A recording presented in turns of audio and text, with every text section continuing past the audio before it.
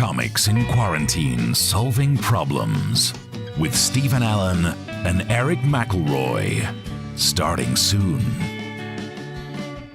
Streaming live on the internet. And I think you said you're going to test that too. We did test it. Yeah, it works sometimes. Starting soon.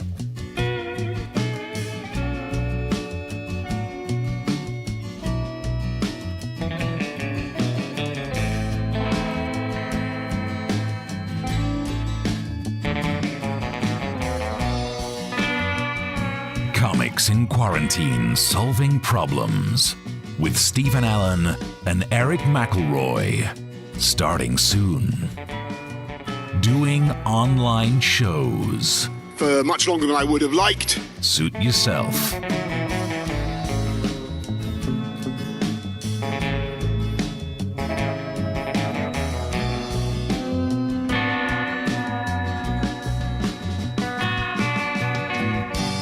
Comics in Quarantine Solving Problems with Stephen Allen and Erich McElroy.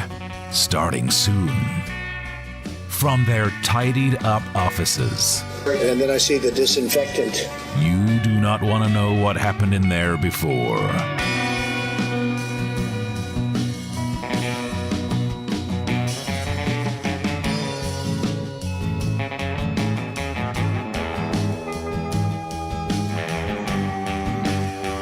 Comics in Quarantine Solving Problems with Stephen Allen and Erich McElroy.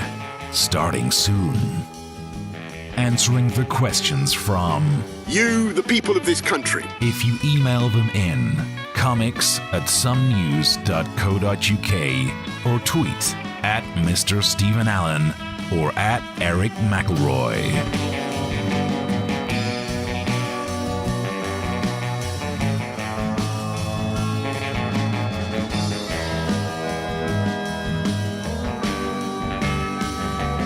Comics in Quarantine Solving Problems with Stephen Allen and Erich McElroy. Starting soon. Starting soon. In a minute. 1 minute. Well, maybe a bit longer than a minute, but soon. Soon.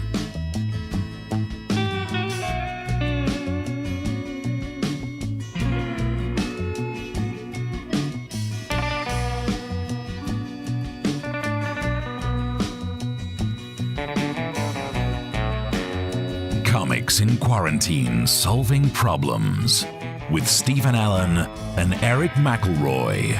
Starting soon. The web show we started because we were out of work. And it is still true. All right, don't rub it in.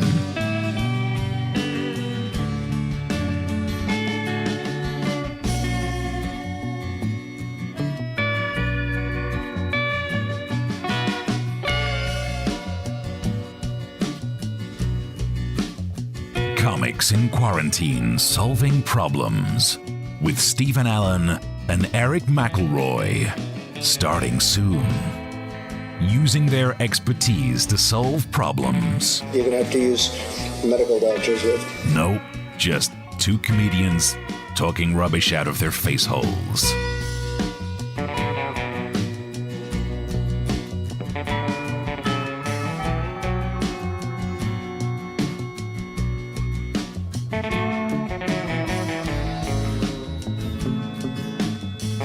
Comics in Quarantine Solving Problems with Stephen Allen and Erich McElroy. Starting soon. Lockdown 2020, giving Stephen Allen and Erich McElroy bigger compassion, time to write. And guts. Hell yeah. You've shown and are continuing to show. Only when we stand up on webcam.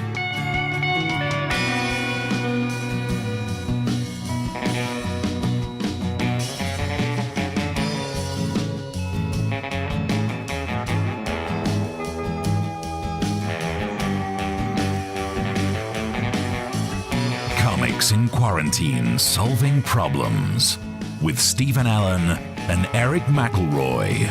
Starting soon. Sounds interesting. Thank you.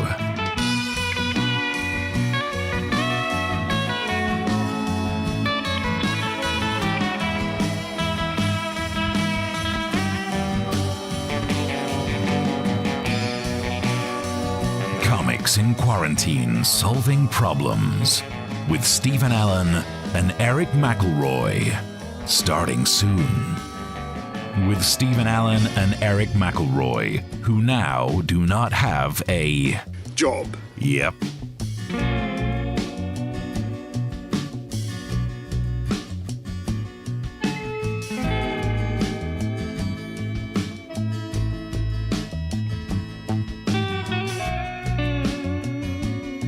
Comics in Quarantine Solving Problems with Stephen Allen and Eric McElroy.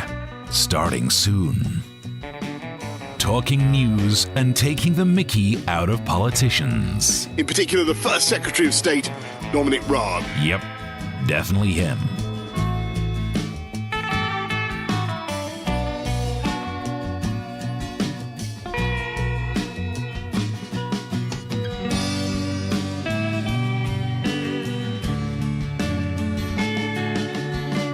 Comics in Quarantine Solving Problems with Stephen Allen and Eric McElroy.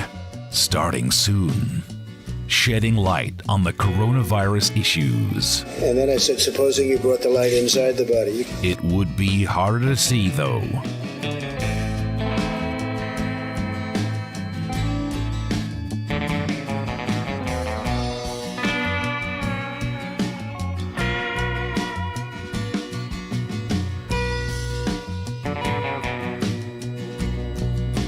Comics in Quarantine Solving Problems with Stephen Allen and Eric McElroy. Starting soon.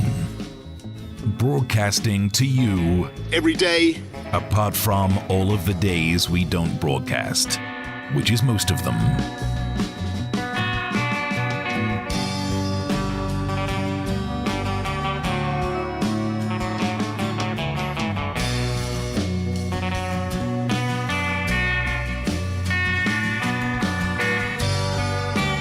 Comics in Quarantine Solving Problems with Stephen Allen and Eric McElroy. Starting soon. Live web streaming. To households across the land. Yep.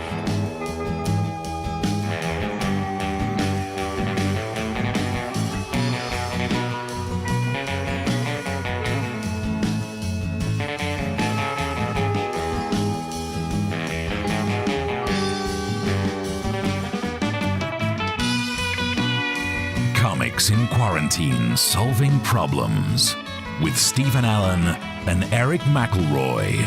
Starting soon. We are on the brink. Of what?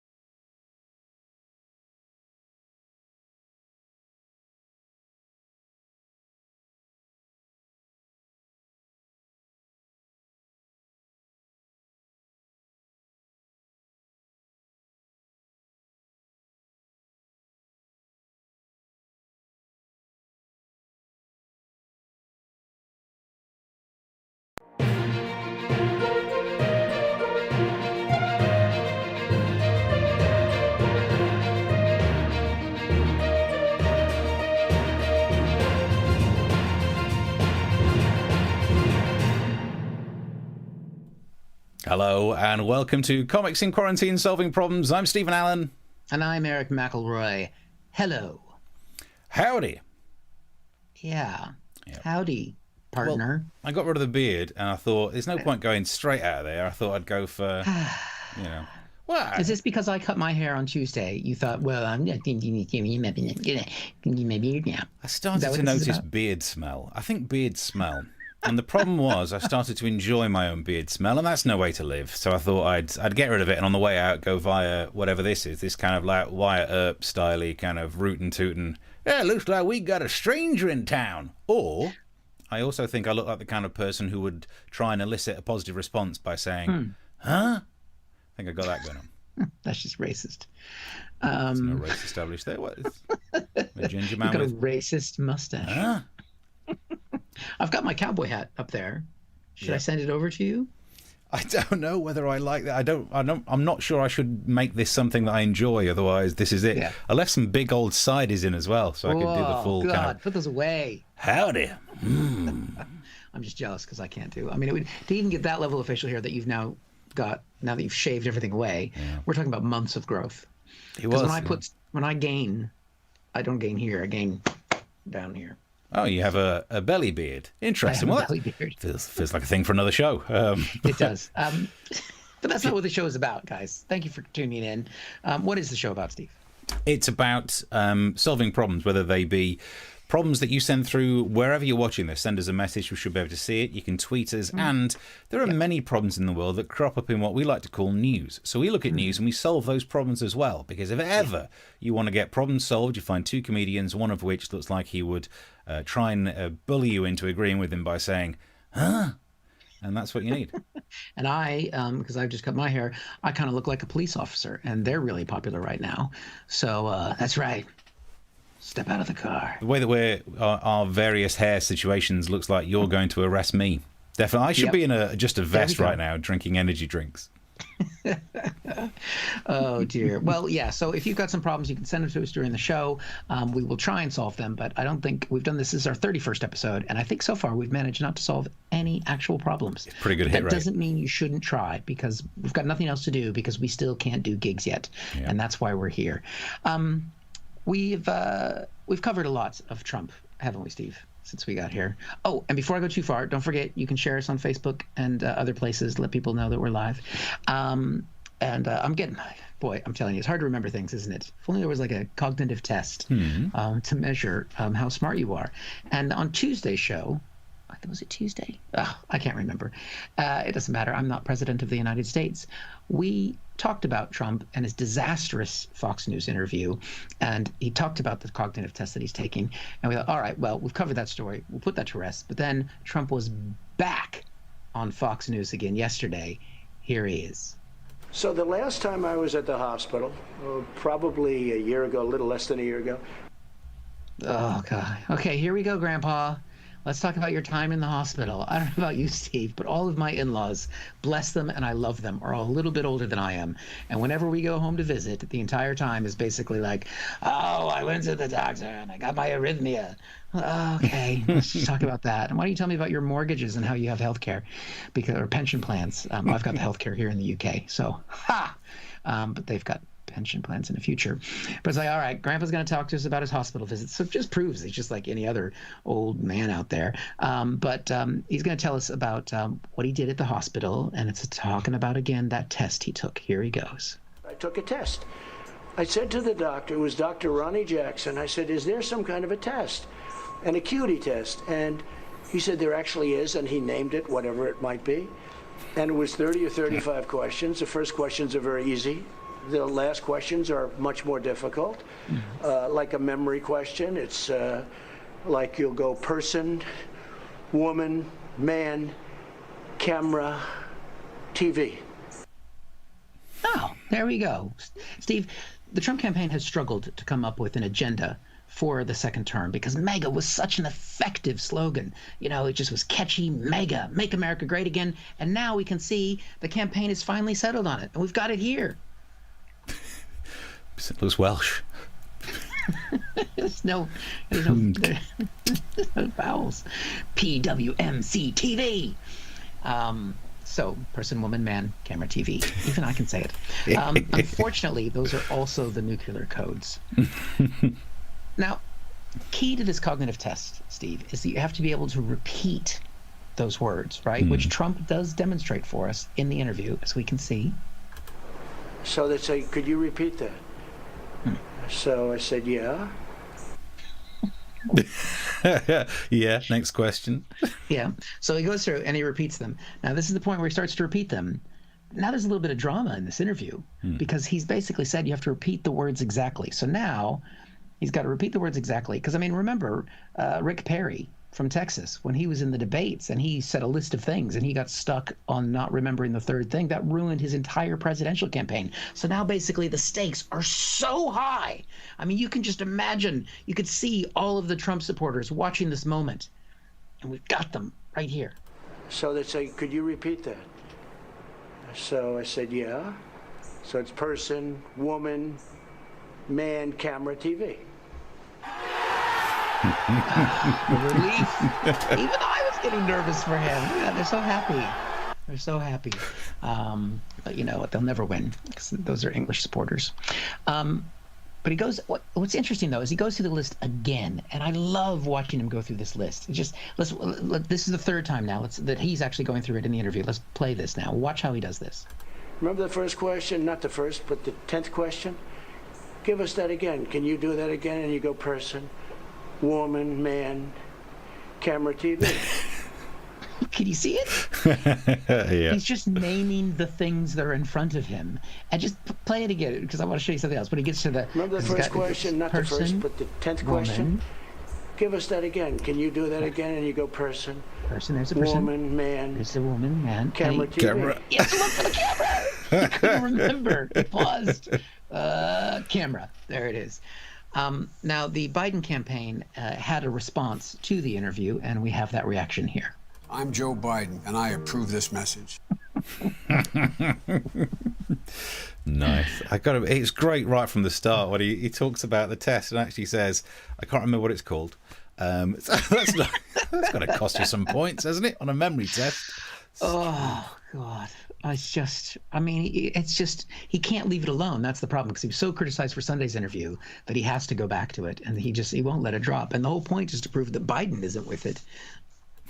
I don't think it's working for him. Yeah, I love it, naming things that you can see. That's the level of creative genius we're dealing with. Beautiful. That is it. He's president of the United States. What can I say? Could well be again. We'll watch this space for more on that. Thank you for some of your comments coming through on this. So if you got any of the topics, if you've got a solution to Trump's truth, send that to us and we'll sell it on. Stephen says, your new facial hair makes you look like how I imagine Lemmy's accountant brother might look. It's got that. Right, a bit of a biker, but I'm still... This is why I wore the ridiculous floral one that doesn't go with anything, just because I needed to offset how much I look like I should be some sort of a villain. A nice floral tie. Yeah, that's true. I mean, you do... It is kind of a... You could be a biker. You could be a 70s porn star. You've got some different directions you can go with this. I'd say the eyebrow raising, which... there's another eyebrow raising event later on in today's show to look out for, because I've got that one skill. But it looks better with a tash. Oh yeah, definitely, because then you get a little bit of the rising of the tash as well. So, but the nice thing is by leaving some on there, you can sort of trim it back and do different looks, because you can go like the Magnum PI, a little shorter is definitely porn star, and a little shorter you might want to skip that step. Yeah, but I'm definitely doing tash for the rest of the weekend. Yeah, definitely. See how long that goes. Keep the comments coming through wherever you get them, wherever you can spot them. And also, if you enjoy any part of the show enough where you'd think afterwards, I'd buy those lads a drink. Send the drink money here. It'd be very much appreciated. It pays for all of the manscaping that I'm going through right now. It also pays for the masks. I want to do a mask update. This is a big, important mask day. Right. Because the rules are coming in, and I want to go through... A lot of the newspapers today have had detailed analysis of the rules. For example, where you have to now wear a mask in the UK. Face coverings must be worn in the following places. Banks and building societies. I like that, because in the old days, if you went in a bank with a mask on, they would have called the police. These days, other way around. Especially if you go into the bank with facial hair like this. They're calling the police. Shops and supermarkets, yeah, that makes sense. That's the big one people have been talking about. Post offices, no one cares. Honestly, my local post office, as soon as the coronavirus lockdown kicked in, they changed their opening hours from 7 in the morning till 9 in the morning, 2 days a week. What? Thanks for that. So I'll just not get my parcels, shall I? Thanks. Yeah, cheers. Takeaway restaurants, that was an interesting one. Cafes is an interesting one as well. What? Hey, you've got to keep your mask on when you're going for a coffee. What? People are going to be wearing an awful lot of their food and drink from those places. Interesting stats. Yeah. If you get the right kind of mask, maybe it can just act as like a coffee filter. Yeah, pour it in the top. Good idea, actually. Yeah. Then there are various rules that we've been told about. For example, exceptions to the rules: you don't have to wear one if you're putting it on. Wearing it or removing it will cause you distress. I would add to that, if putting it on, wearing it, or removing it causes you to write a column for the Telegraph, just go ahead and don't. I'm fine with you catching the disease to spare us having to read some bullshit about muzzles. To eat or drink, only if you need to. That's how they worded it, you cheeky boggers. Do you need that pie? Piss off. Oh, yeah. I've noticed I'm on a diet. To take medication, it's great. You can take your mask off when you're shooting up. And this one, if you are traveling with or providing assistance to someone who relies on lip reading service to communicate. Now, no, again, why don't you go to my Amazon page? We're trying to sell merch, and you can buy the Stephen Allen patented, there you go, lip readable facial mask. There you go. People can see what's going on. Like that. People can see. I'm not sure if that's technically lip reading. And also this mask, if you need to go into a bank and you don't want people to see your facial hair that makes you look like a criminal, you wear this. That's nice. And it fits more snugly now that you've shaved off the... Doesn't it? Works so much better. Other rules that we've got to stick to, they say don't put it in your pocket, which honestly I do. I didn't realise that was a rule. I was walking around like Mr. Cool, like I got a mask in my pocket and I whip it out whenever I want. Boom, protection. Never leave home without it. There's this rule as well. Do not touch your face coverings. Now, I think what they should have said is, don't touch your face coverings when you've put it on. Because otherwise, it's going to be very difficult. Trying to put your face covering on without touching it is the kind of thing that's going to turn into some sort of stupid lad's drunken thing to do on a night out. A bit like this. Yeah. All right, lads, what we do for this one, right? You get your face mask, but you can't touch it. You've got to get it on your face. Last one to do it buys our hands. Right, here we go. Ready? Go. Oh. Hang on. Nearly got it. Nearly got it. Nearly. Yeah. Hey. My pants are on my head, then.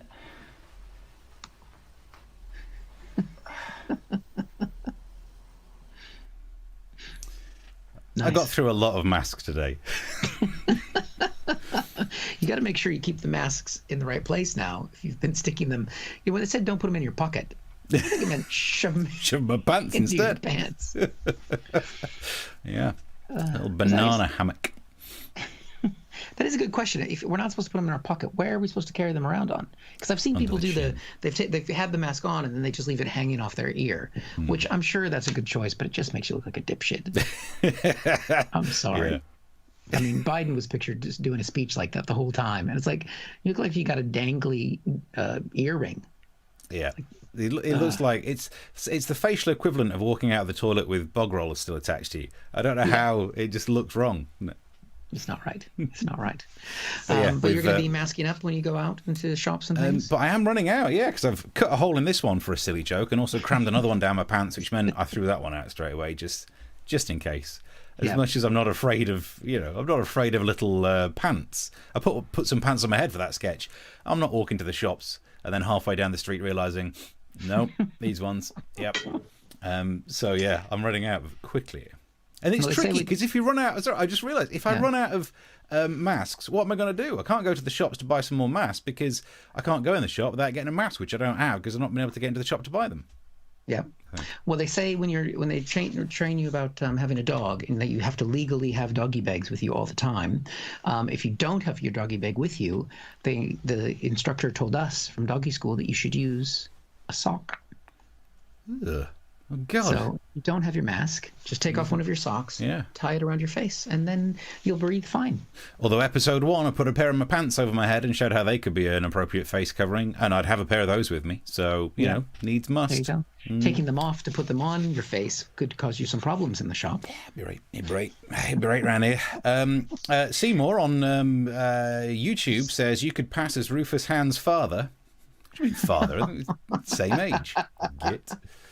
I think Rufus is older than you. Yeah, I mean, I know I've aged badly. Huh? That's good. I'm just trying to check, see if I can get any comments coming in here. Do you have to wear one if you're using public toilets? I would, because I think you can catch it from a toilet seat. Oh, yeah, definitely. If you're going to rub your face on it, definitely. Yep, definitely. And I've seen a few drinks come through, so thank you very much for those guys. We very much appreciate your support, because that's what gives us hope and allows Steve to keep buying masks that he destroys for his art. For the stupid ass jokes that we get through. Beautiful. Yeah, keep the comments coming through and we'll keep trying to solve some problems.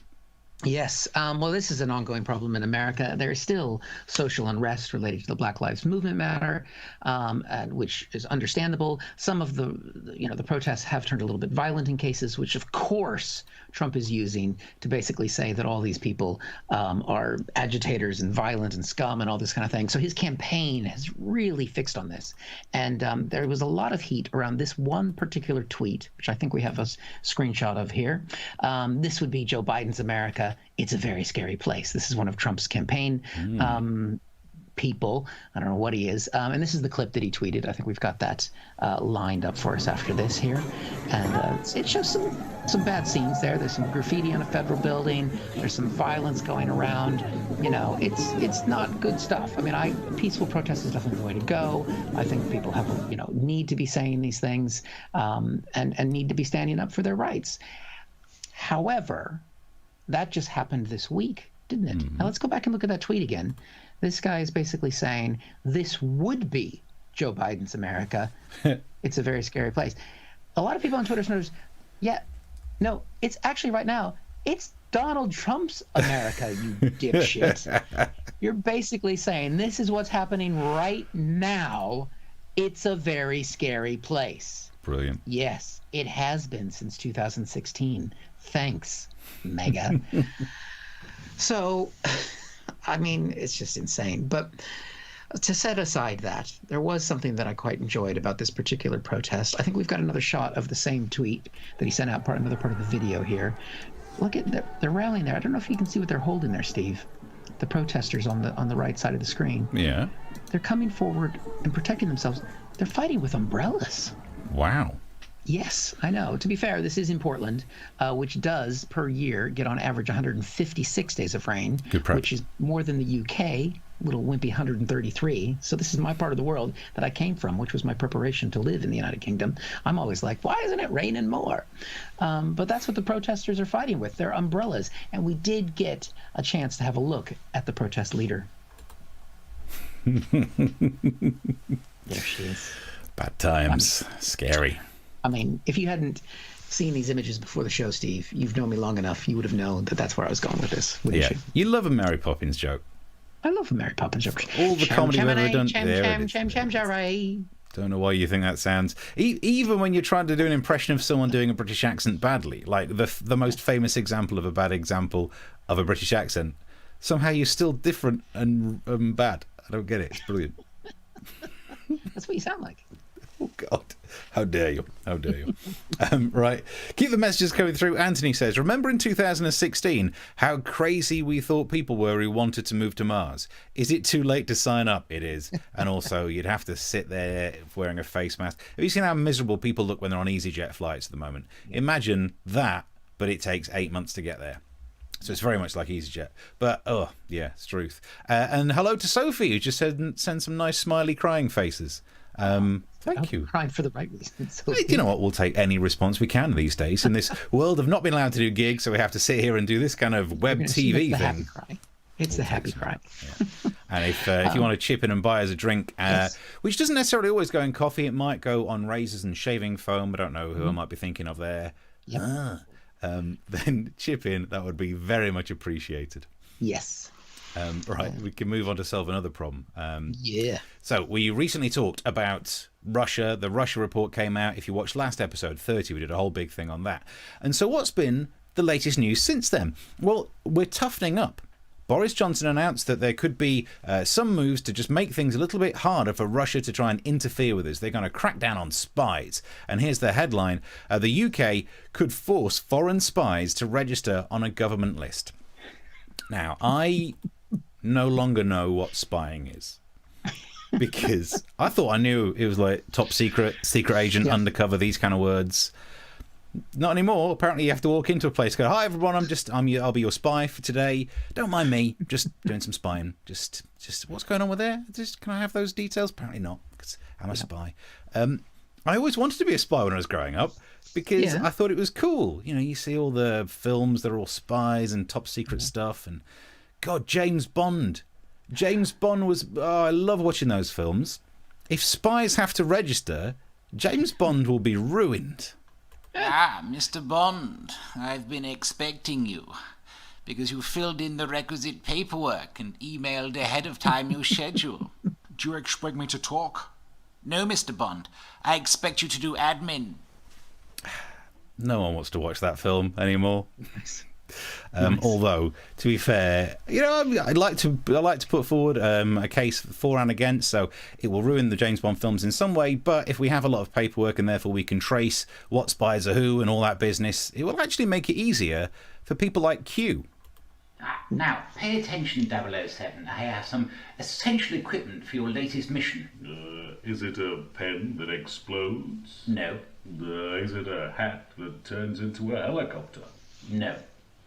Then what is it? It's this lanyard. And there was the eyebrow-raising Roger Moore. Oh, by the way, who was that beady bastard acting in that sketch? I know. Couldn't even tell. And look at that. Look at the. I knew they were going to go a different direction with the new Bond.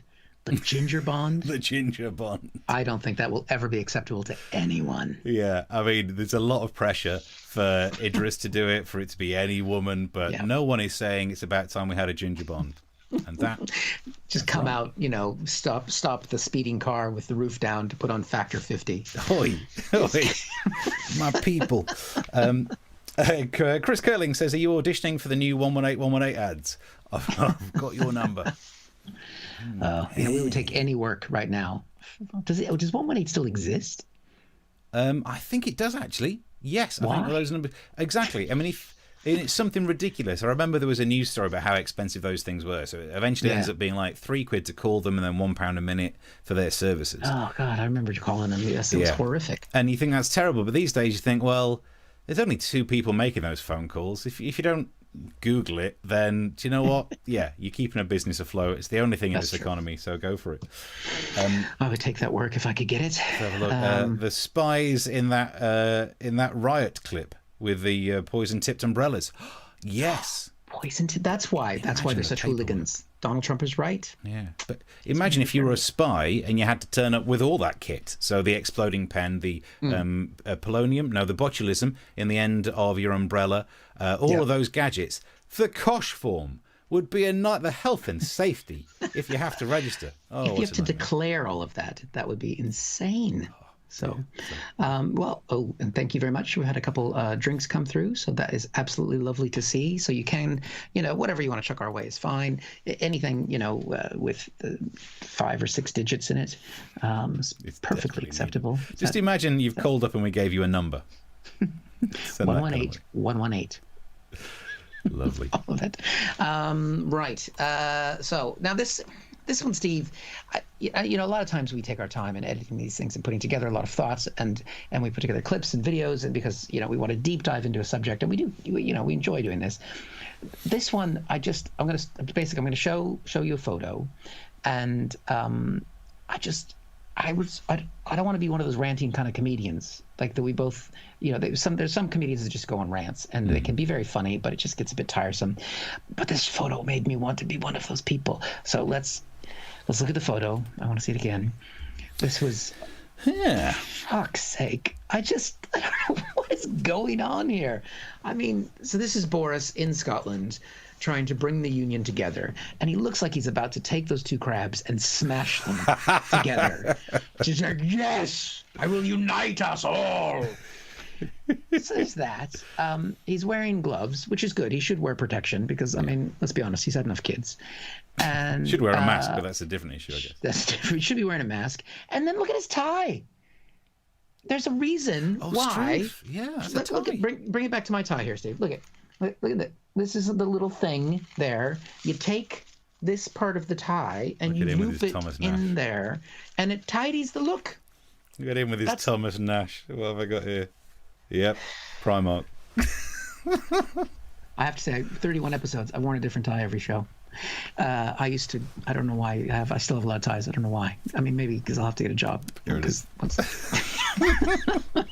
Bought this one from the Stevenage branch of Primark. Remember it well. I did just do this whole bit so I could show where my ties are. Anyway, but one of us needs your donations much more than the other. Can you guess? I mean, how does Boris get away with being in photos like this? I mean, he's been the most, because normally, like, the rule in America, like, Michael Dukakis allegedly lost the presidential race in 1988 because he put on a helmet and rode around in a tank and looked ridiculous, right? Yeah. He was winning that election, or was that 80? No, yeah, it was 88. And so the rule has been, like, never wear a hat. Boris Johnson goes down a zip line with a helmet on. He goes in he runs into a freezer when reporters are trying to ask him questions.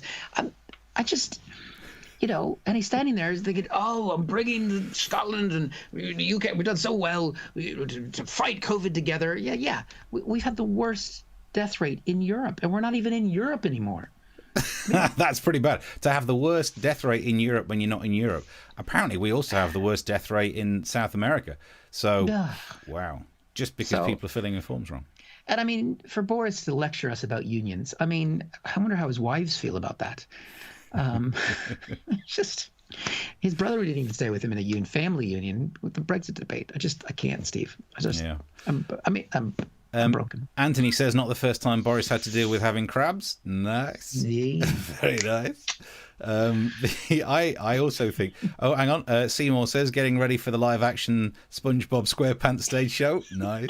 I think the bigger problem here. Yes, you're right to complain about Boris, about his tie, about the lack of masks, about the fact that I don't know what he's doing with these two crabs. It seems like some sort of Japanese sex show. I'll Google it later. But the bigger question, and this was on the BBC. This picture. Yeah. I think the BBC need to stop employing 5-year-old photographers because. He's not that tall, is he? He looks like a beast. Yeah. The crab monster's coming out. So maybe stop having miniature photographers. Stop trying to upskirt Boris. Did they make that illegal? Maybe not for him. He's in Scotland. Maybe he was wearing a kilt. I mean, I think Boris because we've been focused a lot on COVID and on Trump and on the Black Lives Matter and on face masks and British cups of tea. There's a lot of good things that you can watch back about this show. Mm-hmm. If only there was an opportunity to do that. Maybe we'll talk about that later. Yeah. But Boris has gotten off fairly lightly. So I think that's something we got to think about going forward. Okay, we'll do more. I reckon we'll do more Boris when maybe there'll be a reinventing of this show soon. Maybe there won't. Who knows? I know you don't. You know, but no one knows. Stephen says, "I am just about to release a single called Sex Tash. What kind of image do you recommend I could have to help me promote it? So you're looking for someone who's looking for work, who might help out with Sex Tash. If you want to get some sponsorship in there as well. Yeah. Is that doing it? That turning you on? Maybe I should sell my ties. That's what I should do. All right. I think we've got time for one more story, Steve. Is that right? Yes. Brilliant. Conspiracy theories. I don't know if the Bishop's watching tonight. He loves a good conspiracy theory. Lots of people who message in the boards afterwards, the comments afterwards, love a conspiracy theory. Bill Gates has been linked to a lot of them. Bill Gates apparently is trying to put computer chips inside us all, and that's why he created coronavirus and blah, blah, blah, blah, blah. He was interviewed about this. Let's go through some of the clips. I've been the subject of a disinformation campaign. In fact, the posts on social media about you and coronavirus are considered the most widespread coronavirus falsehoods that exist. That's saying something. So that is more widespread than 5G's causing it. That's more widespread than it was a bat that was working in a lab in Wuhan. More widespread than it's a flat Earth and this is done to kill off everyone who thinks that it's circular or global. This is more widespread than you can catch it from a toilet seat. I don't think it is, because we talked about that on this show just tonight. Yeah. So the conspiracy theory is that, he's using this. He created this virus and he's putting chips inside us all. It continued. To be clear, do you want a vaccine so that you can implant microchips into people? No, there's no connection between any of these vaccines and any tracking type thing at all. I don't know where that came from. I hate to be that conspiracy theorist, but he effectively said, no, the urge to give you a vaccine is in no way linked to my desire to put chips in you all. They are totally independent. The vaccine has absolutely nothing to do with the Windows controlling your brain program, which will be done through microchips. They are. I don't know where this even came from. Why, Miss Piggy? Sound like me. Yeah. The interview continued. And yet there was a poll by YouGov and Yahoo that shows 44% of Republicans, 19% of Democrats, and 24% of independents think that you want to do that. And the message is stop asking people. Christ, did you not learn anything from 2016? Why would we want to know what loads of people on the internet think utter rubbish, and it doesn't mean we should pay any attention. Over the last just over a week, loads of people on the internet thought that the picture on the right was a dad bod. Piss off. That's how much people know. I'm having none of it. The interview continues like this. Our foundation is about reducing death and, bringing equity to health. And yet the idea that, we get accused of creating, chips. That one got me, though. I did think, wait a minute, you did create chips. I mean, you're the reason there's computers in everyone's home. This internet show, which hopefully you watch most weeks, is now based on 3 laptops surrounding me. Eric's got at least 2 going on. 5 computers. We've all got phones in it. But then I realised, okay, maybe he didn't make the chips, just to get a little bit nerdy. Even though Microsoft gives us the software, the hardware often comes from a different company, and most of the chips that were in his machines were actually made by Intel. Fuck me. Still there. It still happens every time you say it. Weird, isn't it? So he comes up with an idea of how he can put all of this to bed. I think we just need to get the truth out there. We need to explain our values. No, it's never going to work, is it? I mean, it's like he's never been on the internet before. You find people on the internet who believe something, explain things logically to them. No, they'll just continue to dribble. No one cares about logic. Just try and... I think you've got to fight fire with fire. You've got to meet this with a conspiracy theory type argument. And I would say this to you. If you believe that Bill Gates is trying to put computer chips in us all to control us all, if you think he's got the ability to orchestrate this kind of conspiracy, why isn't the Microsoft Edge browser actually doing better? Because I know, Eric, you don't use Windows stuff, but for us Windows users, we've recently had an update, and all that update seems to have done is reinstall Microsoft Edge browser, put a shortcut to it on the desktop, and link it to the taskbar yet again. And yet the most common thing that the Edge browser is used for is to search for the phrase download Chrome. So I'm sorry, Bill, but I used your Edge browser, and I even Googled on Bing to find out how to download Chrome. If he had any ability, we wouldn't have to do that. Yeah. Clearly, he doesn't understand the internet. Bless him. Seymour says Elon Musk has denied that he's an alien this week. Has Bill? Oh. That's true. Bill hasn't denied he's an alien, so... Definitely the next time he's interviewed on CBS, they need to ask him about that after they've covered the chips. Why do people worry that Bill Gates can chip people when he can't even get Windows 10 to work? Anthony, yes! I have to say, when you told me you were doing this story, I was really disappointed in the course of it now not to see a paperclip. Yeah, so one of the original versions was for me to edit the paperclip from Word to do a joke about, it looks like you're trying to have free thought. Let's stop that. And... I realized I got it all going, and I realized that's a reference from the late 90s. What am I doing? So what? It's a 20-year-old joke. I did a joke about Microsoft Edge. That Windows update happened for people like over the last 2 weeks. That's on the flip. This is topical comedy, mate. That's what we need, jokes about Microsoft Edge. I gave, even though I'm from Seattle, where Bill Gates is allegedly from, Space. I went off Microsoft. I'm sorry.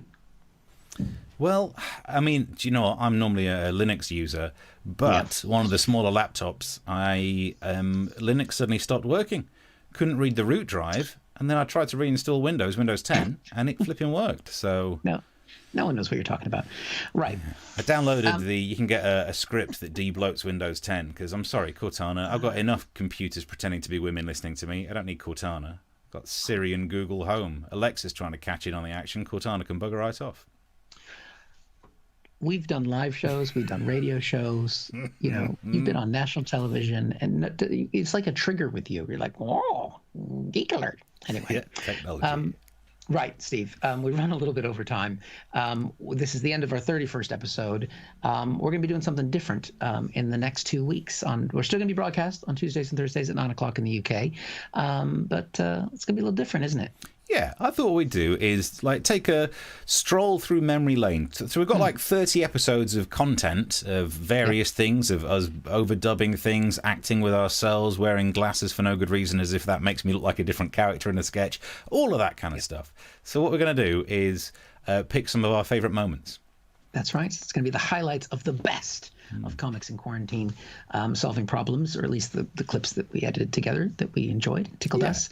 And we're going to be rolling those out over the next 2 weeks on Tuesdays and Thursdays with original content as well, mixed in there just to keep things fresh and funny. Yeah. And then when we come back after that 2 weeks, we're going to be maybe making a little tweaks to the show.